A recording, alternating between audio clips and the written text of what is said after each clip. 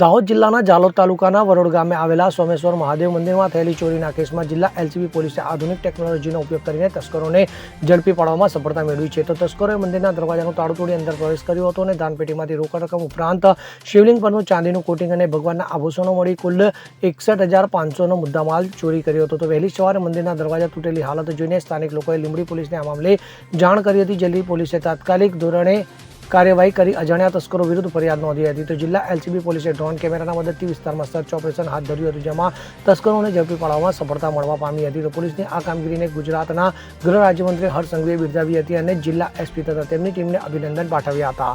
તો આ ઘટના ગુજરાત પોલીસના હાઈટેક બનવાની દિશામાં એક મહત્વનું ઉદાહરણ બની રહી છે. Bureau report CN24 news. હવે જુઓ દેશ દુનિયાની તમામ ખબરો તમારી આંગળીના ટેરવે. ઉઠાવો મોબાઈલ અને ગૂગલ પ્લે સ્ટોર પરથી ડાઉનલોડ કરો અમારી CN24 ન્યૂઝ મોબાઈલ એપ.